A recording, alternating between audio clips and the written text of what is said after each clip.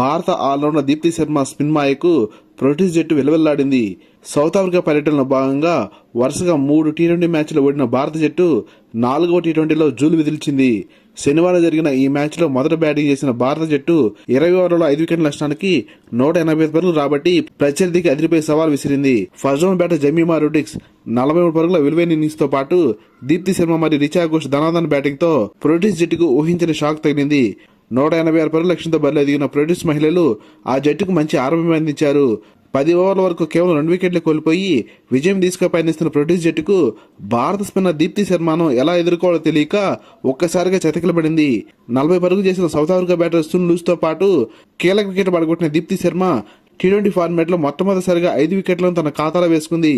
భారత బౌలర్ల దెబ్బకు బెంబెలెత్తిపోయిన ప్రొటీస్ జట్టు 20 ఓవర్లలో 9 వికెట్ల నష్టానికి కేవలం 171 పరుగులు చేసి 14 పరుగు తేడాతో ఓటమి పాలైంది. 5 మ్యాచ్ల టీ20 సిరీస్ లో 3-1తో సౌత్ ఆఫ్రికా ముందంజలో ఉండగా ఆఖరైన 5వ టీ20 సోమవారం జరగనుంది. లేటెస్ట్ క్రికెట్ అప్డేట్స్ కోసం ఈ వీడియో లైక్ చేసి ఛానల్ సబ్స్క్రైబ్ చేసి ఆశిస్తున్నాం. Thank you for watching.